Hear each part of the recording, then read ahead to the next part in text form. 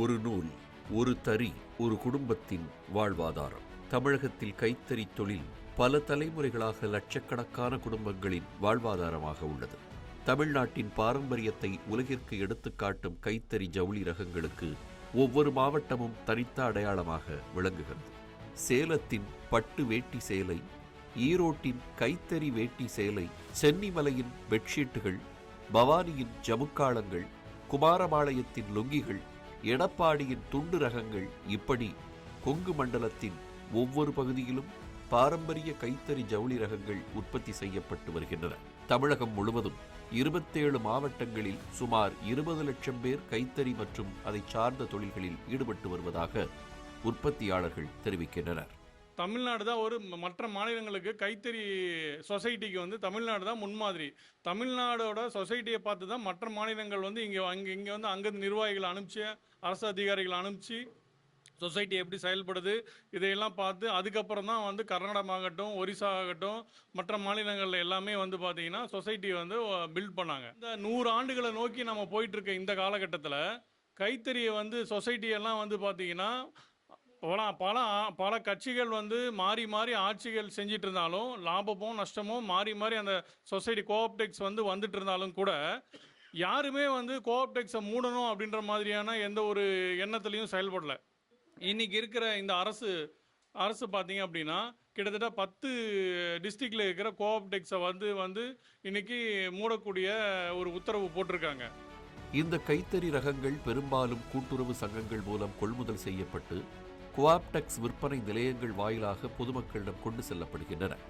கைத்தறி ஜவுளிகளை பிரபலப்படுத்த தமிழ்நாடு அரசு மற்றும் கைத்தறித்துறை சார்பில் பல்வேறு விழிப்புணர்வு நிகழ்ச்சிகளும் நடத்தப்பட்டு வந்தன.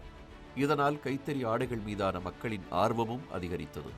ஆனால் தற்போது கோஆப்டெக்ஸ் நிறுவனத்தின் சில விற்பனை நிலையங்கள் தொடர்ந்து நஷ்டத்தில் இயங்குவதாக கூறி சேலம் உள்ளிட்ட 10 நகரங்களில் உள்ள விற்பனை நிலையங்களை மூட அரசு முடிவு செய்துள்ளதாக தெரிவிக்கப்பட்டிருக்கிறது.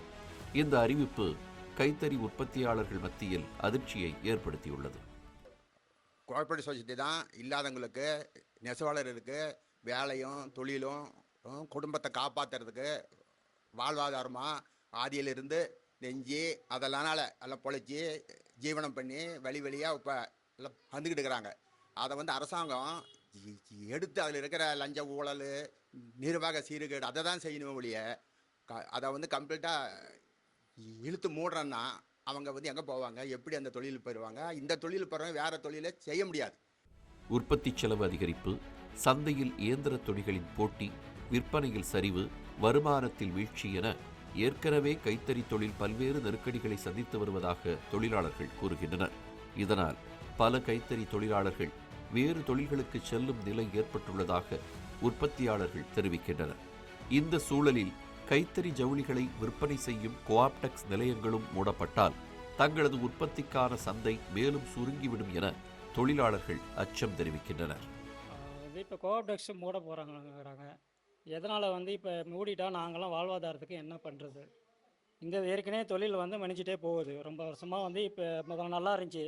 இப்போ கொரோனா காலகட்டத்துக்கு அப்புறம் இன்னும் ரொம்ப மோசமாகிக்கிட்டே போகுது. இருக்க அதிகபட்சமாக எல்லாரும் இந்த வேலையை விட்டுட்டு வேறு வேலைக்கு தான் போய்கிட்டு இருக்காங்க. ஹோட்டல் வேலைக்கு, சப்ளையருக்கு, அதுக்கு இதுக்குன்னு சொல்லி எல்லா வேலைக்கும் தான் போய்கிட்டு இருக்காங்க. கொத்தனார் வேலைக்கு அப்படி இப்படின்ட்டு.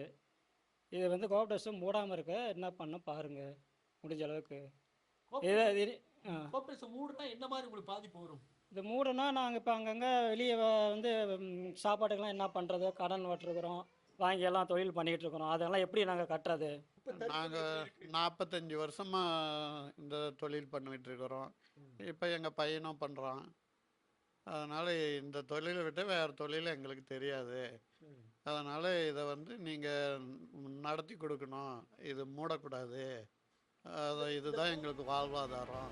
கோஆப்டெக்ஸ் விற்பனை நிலையங்களை மூடுவதற்கு பதிலாக அந்த நிறுவனத்தின் நஷ்டத்திற்கான காரணங்களை முதலில் கண்டறிய வேண்டும் என்பதே உற்பத்தியாளர்களின் கோரிக்கை. தமிழ் ஜனம் செய்திகளுக்காக ஒளிப்பதிவாளர் சுமனுடன் சேலம் செய்தியாளர் SK கண்ணன்.